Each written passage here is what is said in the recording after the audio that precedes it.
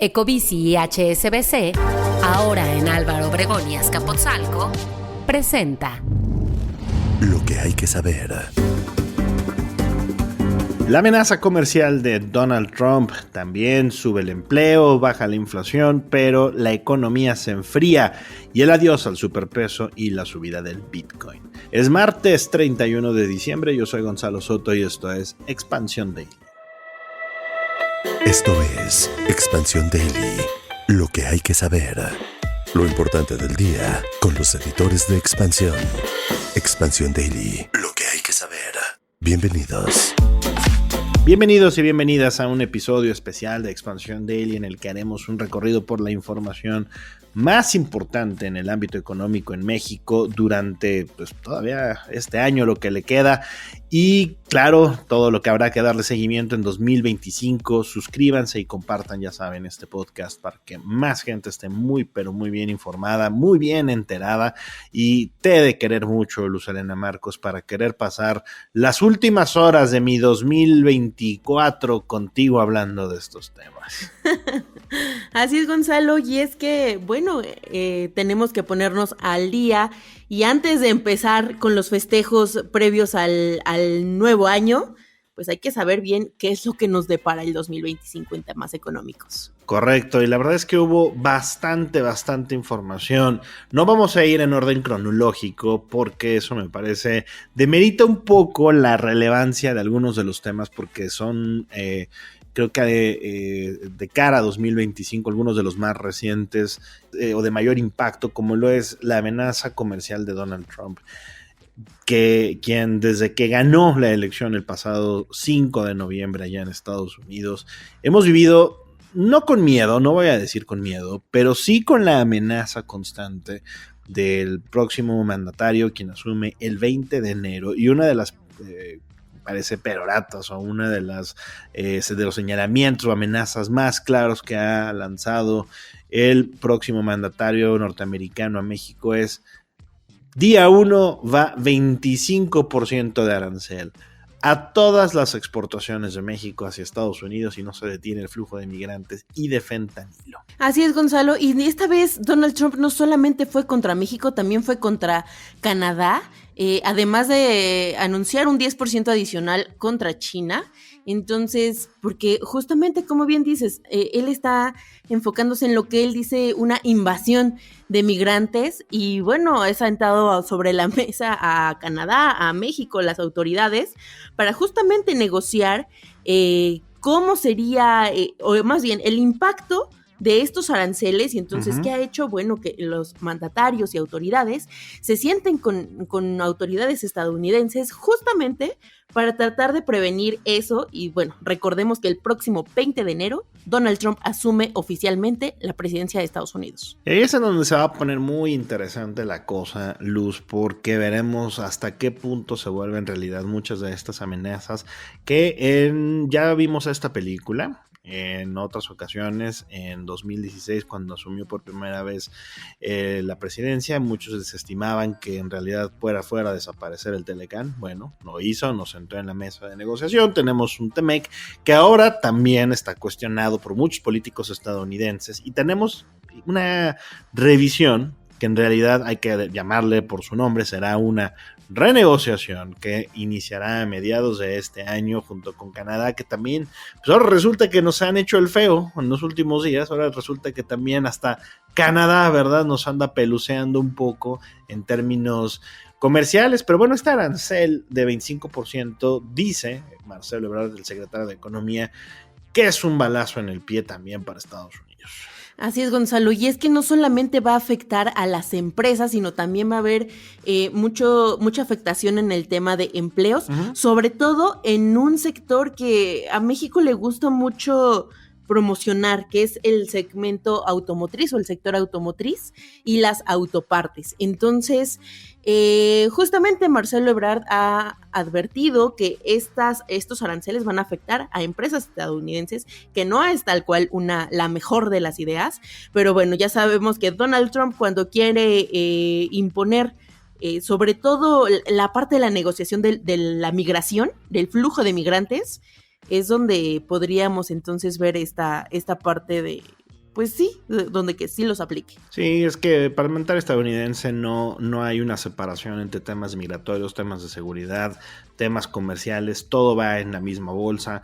La estrategia de México es sí ponerse vamos a llamarle al tú por tú en los aranceles. México podría, y así lo ha planteado, responder estratégicamente en algunos sectores claves, como puede ser el maíz amarillo, que es el principal producto agrícola que Estados Unidos exporta a México con un valor de más o menos 4,000 millones de dólares de enero a septiembre de 2023, que son, digamos, los datos más recientes que tenemos al respecto. También la Secretaría de Economía mencionó que el 31% de las importaciones mexicanas desde Estados Unidos se concentra en productos como aceites de petróleo, gas, autopartes, ya mencionábamos el maíz, sectores que sin duda se verían afectados por una guerra de aranceles y además que son producidos o que tienen, pues sí, su mayor producción en algunos de los estados que son más férreos seguidores de Donald Trump. Es decir, van derechito con el trumpismo, al menos en términos económicos. ¿Quién sabe si haga resultado? Pues no, pero por lo menos el gobierno de Claudia Sheinbaum incluso ya la presidenta habló con Donald Trump. Ahí hubo también un intercambio de discursos, ¿no? Un poco diferentes sobre que si ella prometió frenar la migración o no. Ella más bien ha dicho, nosotros estamos buscando crear puentes más que muros. Y bueno, ya veremos cómo nos va en enero. Pues sí, vamos a observar qué tal arranca la administración de Donald Trump y sobre todo de qué manera la de Claudia Sheinbaum aquí en México se ajusta.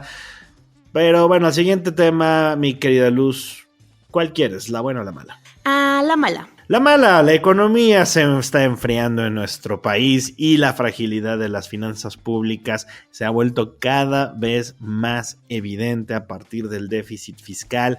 En septiembre de este año comenzamos a ver, desde el verano empezamos a ver cómo la economía comenzaba a perder ímpetu, velocidad y sobre todo una vez que se presentó el paquete económico para 2025, reconfirmamos que la Secretaría de Hacienda y Crédito Público todavía no tendrá bajo control este déficit. ¿Cuál es el déficit? La diferencia entre lo que el gobierno gasta contra lo que el gobierno ingresa. Seguimos gastando más de lo que entra a nuestros bolsillos. Esa es la mala, Luz, que no es poca cosa. Exactamente, Gonzalo, sobre todo porque hemos visto también una desaceleración en el empleo, la creación de empleos formales, la población económicamente activa ha ido aminorando, o sea, se siguen creando empleos, pero a un menor ritmo de lo que se hacía en otros años, por ejemplo. Uh-huh. Entonces, esa no es para nada una buena noticia.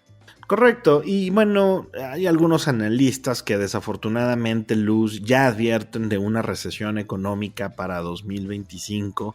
La nueva administración federal enfrenta perspectivas económicas desafiantes por diversos factores. La primera de ellas es esta misma inercia que hemos visto en el ciclo de la economía. También normalmente al inicio de cada administración hay una pausa en las inversiones, en el gasto público que se vuelve más lento. También la propia iniciativa privada durante el cambio, durante el inicio de una nueva administración es mucho más cauto.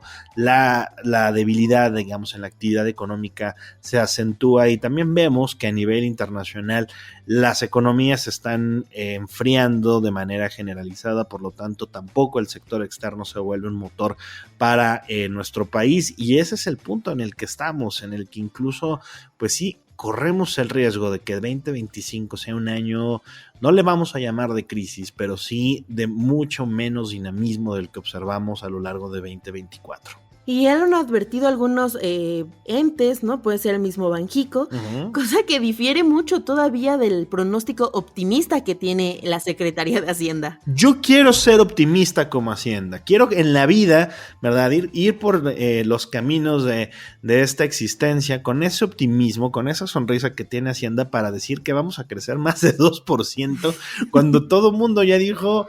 No es por ahí, compadres. No pasamos ni siquiera del 1.5, Gonzalo. Correcto. Y bueno, a ver, en este primer paquete económico ya de la administración de Claudia Sheinbaum, justamente vemos eso. A ver, Hacienda dice que vamos a crecer entre 2 y 3%. Tú lo mencionaste muy bien, Banco Mundial, Banco de México, el FMI estiman un crecimiento de a lo mucho 1.5%, y en nuestra experiencia, mi querida Luz, la mala noticia para nuestros podescuchas es rara vez estos pronósticos que empiezan mal terminan mejor de lo que se anticipaba antes de que arrancara el año. Entonces hay que tomar esas previsiones. Y también vemos que en este paquete económico pues se pegan algunos temas que pudieron haber ayudado a acelerar la economía. Hay recortes significativos al gasto público, ajustes fiscales y posiblemente pues más apretón también a los contribuyentes. Ya hablaremos un poquito más de eso hacia adelante, pero inversión pública, gastos, digamos, inversión física, obra productiva, nada. Y algo importante, Gonzalo, o sea, el tema que tenemos todavía, el gasto que tiene que hacer el gobierno para temas de deuda y de pensiones está incrementando cada vez más. Sí, completamente de acuerdo. La realidad es también, ya lo mencionabas, México paga cada vez más por los intereses de la deuda, que ha crecido de manera importante. De hecho, ya por intereses de deuda pagamos más que incluso lo que gastamos en sectores, por ejemplo, como educación. Pero yo arranqué diciendo que también había una buena, y la buena, entre comillas, ¿verdad? es que la inflación se desaceleró a 4.5% en noviembre. Empezamos el año bastante más elevados que esto, tuvimos altibajos, sobre todo en el verano. La verdad es que aquí lo platicamos a lo largo de todo el año en estos micrófonos. Había quincenas en donde nos iban, no tan bien, otras ahí la llevábamos, pero digamos, manteniendo un ánimo crítico, mi querida Luz. Banco de México nuevamente a lo largo de 2024 falló en su meta inflacionaria. Así es, pero como dijimos que esta era la noticia menos mala, hay que recordar que venimos de una inflación del 8%, Gonzalo. Sí, entonces, ahora el dato de por ahí del 4%, más del 4%, no es tan malo, pero sí todavía no es el mejor dato si tomamos en cuenta que el objetivo que tiene Banco de México para mantener la inflación es del 3%. ¿Qué ha pasado con una inflación que va bajando? Bueno, pues Banco de México también ha reducido la tasa de interés. Correcto. Lo que en una buena noticia es tenemos créditos más baratos. Uh-huh. Y por otra, pues ahora sí que nuestros ahorros están dando también menores rendimientos, Gonzalo. Sí, y se supone también que cuando baja la tasa, la economía debería acelerarse un poquito. No estamos viendo esto último. Sí se están afectando los rendimientos a nuestros ahorros. No estamos todavía en el objetivo de Banco de México, que como bien dices, el objetivo puntual es 3%. Se dan un permisito de más menos 1%, es decir, digamos, el rango está entre 2 y 4%, y ni siquiera a lo largo del año logramos, pero Banco de México le logró pegar a ese 4%. Y lo que es peor, todavía falta para llegar a ese 3%. Según el Banco de México, esto será hasta finales del 2025, Gonzalo. ¿Qué? ¿Me estás diciendo que todavía en 2025 vamos a sumar esta nota al recap como de las malas noticias? Me lleva el demonio. Oye, por cierto. ¿Qué pasó? ¿Sabes de quién es hoy su último día de chamba? ¿Mío? No me asustes, Gonzalo, ¿qué pasó? Por favor, sorpresa, ¿no? De Año Nuevo. No, hoy se va Irene Espinosa. Hoy es el último día de Irene Espinosa como subgobernadora del Banco de México, hablando del Banco Central. Así es, Gonzalo. Irene Espinosa, recordemos que fue la primera mujer en llegar a la Junta de Gobierno de Banco de México. Ha sido una trayectoria de 8 años de mucho aprendizaje. Incluso le entrevistamos hace unas semanas y no sabes la gozada, Gonzalo. Platicábamos le tocó justamente todo el rediseño de los billetes, sí, de la familia G, de cómo se hicieron esta parte del ajolote, platicábamos mucho de esta parte, sí. Y bueno, también de todas las iniciativas que tuvo en favor o en promoción de las mujeres en estos puestos. Se convirtió ella misma en una estandarte también, en un ícono de las mujeres en puestos de poder, sobre todo en una institución que en la que tardó más de un siglo en tener una mujer en un puesto alto. Totalmente, ella fue precisamente hace 8 años la primera mujer en ocupar una silla en la Junta de Gobierno del Banco Central Mexicano. Como bien dices, nos tardamos muchísimo tiempo. Más de un siglo. En conseguir, exactamente, más de un siglo en conseguir esto. Fue una figura además siempre muy prudente en materia de todas sus decisiones, siempre muy analítica en las decisiones de política monetaria, en las minutas me parece que también siempre fue de las más propositivas y de las más enfáticas en este combate a la inflación, especialmente durante los años de la pandemia, que se nos elevó de manera significativa la inflación. Pero yo destaco 2 cosas de esa muy buena entrevista que le hiciste y que pueden revisar en expansión.mx. La primera de ellas es esto que te dijo, que en todo el periodo que ella estuvo, nunca en realidad hubo una amenaza real a la pérdida de la autonomía del Banco Central. Eso creo que es importante. Siempre hubo mucho ruido alrededor de esto y ella vino a desmitificar esto. Ella dice tal cual, pues en realidad, pues es discurso en la operación, en el día a día. Banco de México es y seguirá siendo una institución autónoma. Y la otra cosa que me pareció maravillosa es esto último que te dijo, es hoy 31 de diciembre, que nadie le mande ni un WhatsApp ni una llamada a Irene Espinosa, porque dijo, voy a apagar el teléfono, me voy a ir a unas largas vacaciones, a mí no me estén dando lata. Eso fue genial, Gonzalo, porque aparte yo le preguntaba, ¿no le gustaría repetir en el puesto? Y algo que me dijo es, no es sano que una persona esté en el mismo cargo por mucho tiempo. Okay. Yo de verdad llevo muchísimos años trabajando continuamente, quiero justamente un día apagar el teléfono, irme de vacaciones, hacer jardinería. Gonzalo, el sueño. ¡Qué envidia! ¡Qué envidia! ¡Qué envidia! Así se siente la envidia. Ese día conocí la envidia. Así se siente la envidia y qué padre por Irene Espinosa, sin duda una gran subgobernadora del Banco de México. Otro tema, mi querida Luz, que estuvimos tocando a lo largo del año fue la recaudación récord que se consiguió con el gobierno de Andrés Manuel López Obrador, la estrategia que implementó el SAT, que al final yo creo que este es de los grandes puntos positivos que se obtuvieron a lo largo del mandato obradorista. Los ingresos tributarios, es decir, los impuestos que pagamos los contribuyentes, alcanzaron su mayor proporción dentro del presupuesto público. Esto sí, como resultado de una política fiscal centrada en la fiscalización, las auditorías y el uso de herramientas digitales, incluyendo, y me parece que el SAT tiene que ser una de las algunos de los entes de gobierno que más utiliza ya la inteligencia artificial para ir por la lana. Además, Gonzalo, fíjate que el objetivo del SAT es que en este 2020, ahora sí que dentro de las uvas que tiene el SAT es recaudar 5.3 billones de pesos. Ay, no más. Entonces, que no es poquito, es el 57% de los ingresos públicos totales. Y bueno, ellos van a recaudar, según sus cálculos, un 3% más que este año que termina. Por mi aguinaldo no van a venir ni ellos, ni nada, no, pero a ver, eventualmente el SAT ya tiene muchísima información, tú lo sabes muy bien, también a través de la cooperación en el intercambio de información entre instituciones bancarias, otro tipo de instituciones financieras, hay reconocimiento ya muy puntual de lo que gastamos los contribuyentes, sobre todo quienes estamos en las actividades formales, también quienes están en la informalidad han tenido que pagar un IVA de manera significativa, es decir, sí existen muchas vertientes por las cuales el Servicio de Administración Tributaria ha hecho una labor bastante importante y como dices, ya el grueso del gasto público lo sostenemos los contribuyentes. La mala de esta, porque siempre nos choca, ¿verdad, Luz? Pero porque Dios da, Dios quita, acuérdate. Porque Dios da, Dios quita.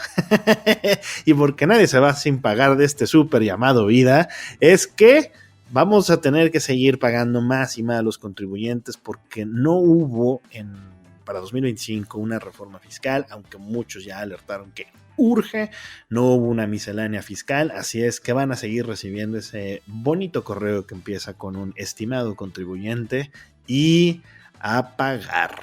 Pero no solo eso, Gonzalo, también el SAT está pues digamos que ya empezará a cobrar más a estas plataformas digitales, sobre todo como Shein, ¿no? Entonces, Sí. ay, eso tampoco es una buena noticia para mi bolsillo, significa pedidos más caros.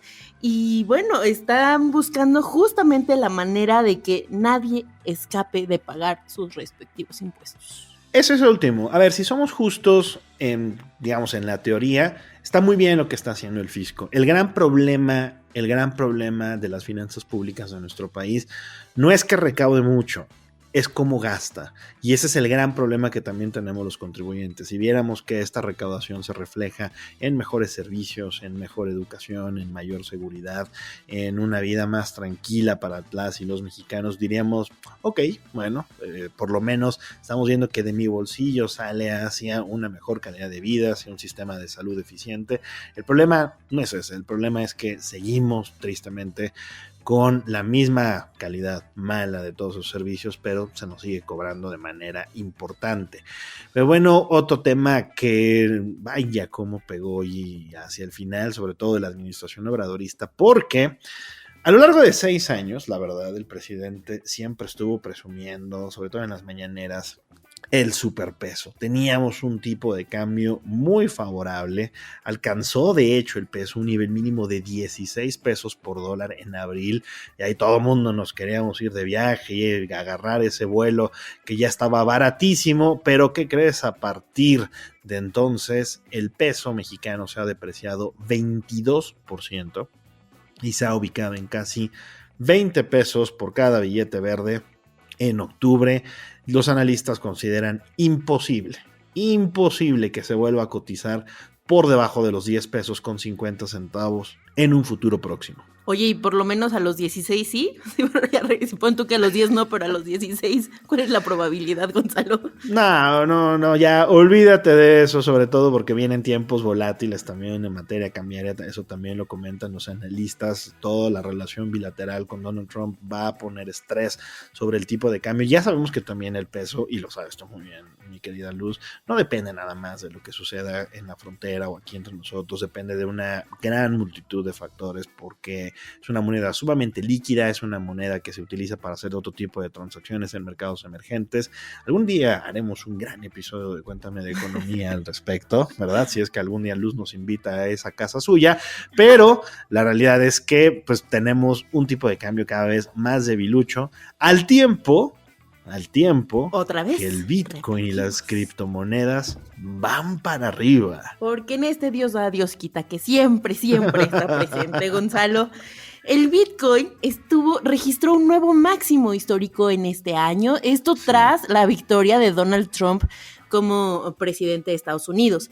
De hecho, otro factor que jugó muy a favor de esta criptomoneda, que es como la más popular, todo el mundo la conocemos, o hemos escuchado por lo menos hablar de ella, fue que aprobaron el ETF del Bitcoin. Y entonces, ¿qué pasó unas semanas después? Pues el Bitcoin alcanzó un valor de $100,000. Correcto. Y bueno, entonces todo apunta a que Estados Unidos podría ser la criptocapital del planeta. ¿Sí? Y bueno, está cobrando más relevancia esta criptomoneda y que viene adelante, Gonzalo. Un ETF que, es un tipo de fondo de inversión que ya que incluya, es un fondo de inversión que incluye diversos tipos de activos y ya que se incluya dentro de este portafolio al Bitcoin representa una mayor legitimidad para lo que hasta hace una década era pues algo muy al margen en el sistema financiero mexicano. Todavía los bancos se rehúsan, ¿verdad? Tú que los conoces también, se rehúsan al tema de Bitcoin. Las casas de cambio. Todavía en 2020, Banco de México dijo, cuidado con andar haciendo operaciones con Bitcoin. Correcto. O sea, no pueden usarla como moneda de uso legal. Hubo una gran discusión. Correcto. Todo el mundo decía, el Bitcoin es esa burbuja que va a reventar y entonces vas a perder tu dinero. La verdad es que, a ver, es cierto que el Bitcoin ha tenido sus momentos no tan buenos, para nada buenos en algunas veces. Totalmente. Pero, o sea, del valor que tenía en 2016 ahora, Gonzalo, sí, me atonté en no haber invertido unos 1,000 pesitos. Nayib Bukele tenía razón, era un visionario cuando destinó una buena parte de la lana de su país a Bitcoin. No, y a ver, me parece que hay mucha gente que ha apostado a eso. También los criptoactivos creo que son, pues sí, están, me parece, diseñados sobre todo para personas que no tengan tanta aversión al riesgo. No es mi perfil, definitivamente. Yo sí me pondría... O que tengan muchísimo dinero.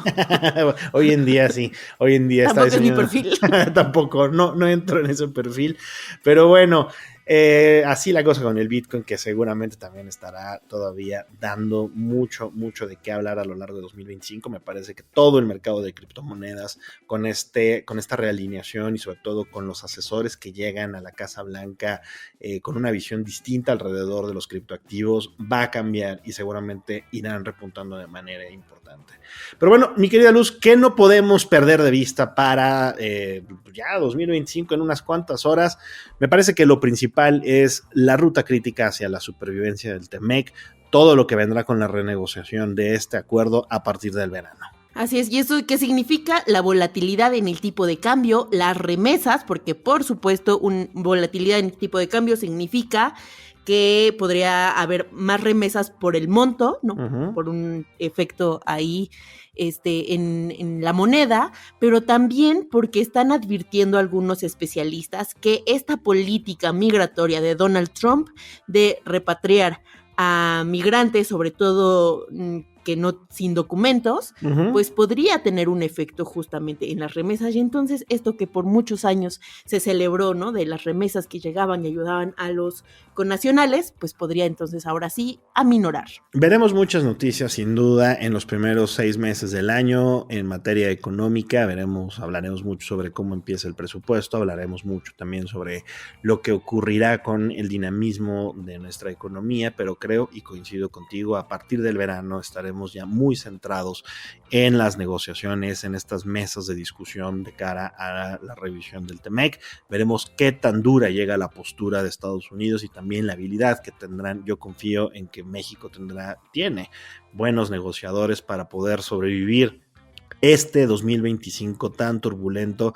Pero bueno, Luz, ya vi que traes la champaña en la mano, ya vi que traes las uvas en la otra. Muchas gracias por habernos acompañado, no solamente en este episodio especial, sino a lo largo de 2025 con los temas económicos. Muchísimas gracias, Gonzalo. Quiero recordarle a todos los que nos escuchan que este 2025 estén muy pendientes de expansión.mx porque les vamos a traer las mejores noticias. Así es, y ya saben, también tenemos otros grandes productos en términos económicos, como Cuéntame de Economía. Ahí estaremos haciendo también muchos análisis al respecto de esto que hemos platicado y leemos sus comentarios en las redes sociales de Expansión, todas @expansiónmx.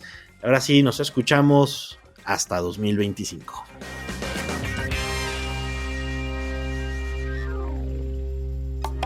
Expansión Daily. Escucha un nuevo episodio lunes a viernes a partir de las 6 de la mañana. Expansión Daily es un podcast de Expansión. Este episodio llega a ti gracias a rss.com, el podcasting hecho simple. Ecobici y HSBC, ahora en Álvaro Obregón y Azcapotzalco, presentó